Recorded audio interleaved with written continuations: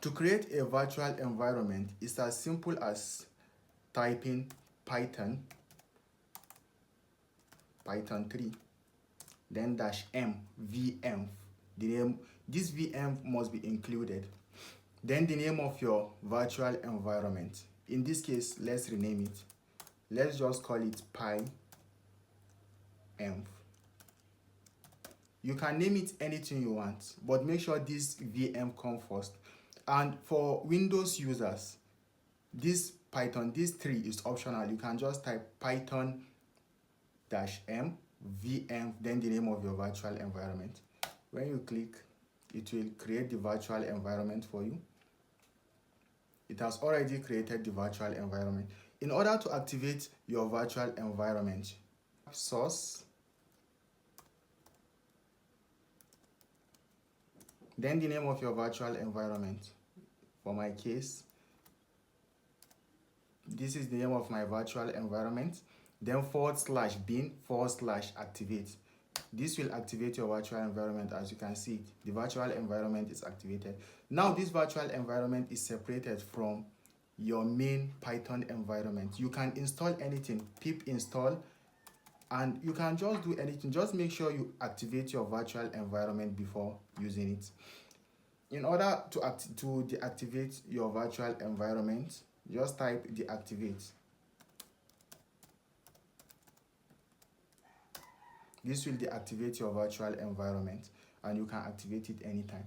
There are 2 ways to create a virtual environment. The first one is creating it in the root directory. As you can see, I created this virtual environment in my root directory.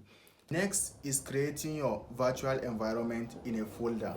So let's navigate to a folder, to the desktop, and now we can create our virtual environment in this desktop. So let's create another virtual environment.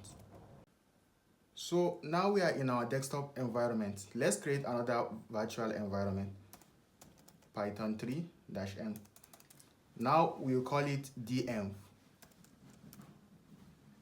which stands for Desktop Virtual Environment. So it's as simple as just clicking enter and it will create the virtual environment.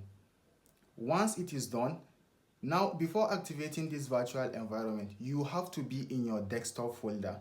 Let's activate it.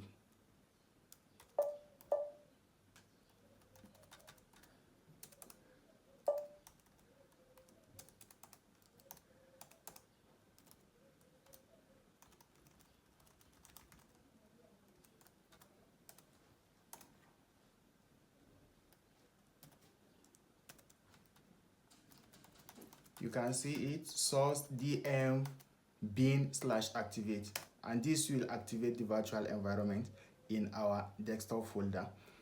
If we are not in our desktop folder, let's deactivate it and navigate back.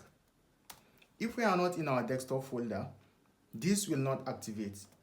Look at it. Now it will not activate. There is no such folder or directory.